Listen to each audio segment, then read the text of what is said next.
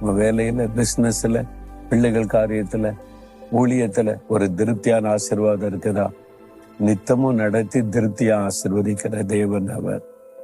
பாருங்க, ஆண்டவர் இயேசு கிறிஸ்து நித்தமும் நடத்துறதுனாலதான் நம்ம உயிரோடு கூட இருக்கிறோம்.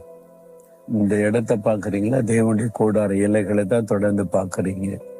கொரோனா காலத்துல உலகமே முடக்கப்பட்டு இருந்தது. அந்த காலத்திலையும் தினமும் ஆராதனை நடைபெற்றது. தினமும் இங்க ஜெபம் நடைபெற்றது. எல்லா ஞாயிற்றுக்கிழமை ஆராதனை நடைபெற்றது. தினமும் ஜெபம் நடைபெற்றது.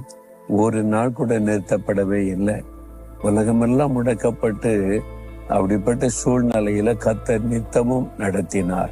அழகாய் நடத்தினார். திருப்தியாய் எங்களை ஆசீர்வதித்து நடத்தினார். அப்படிதான் ஆண்டவர் உங்களையும் ஆசீர்வதிக்க விரும்புகிறார். நீங்க சொல்லணும், நித்தமும் என்னை நடத்துங்க. நீங்க விரும்பணும். நீங்க விரும்பி, ஆண்டவரை தினமும் நீங்க தான் என்னை நடத்தணும். நான் எல்லா நாடும் எல்லா நேரமும் உங்களுடைய நடத்துதலுக்காக என்னை ஒப்பு கொடுக்கிறேன்னு சொல்லணும்.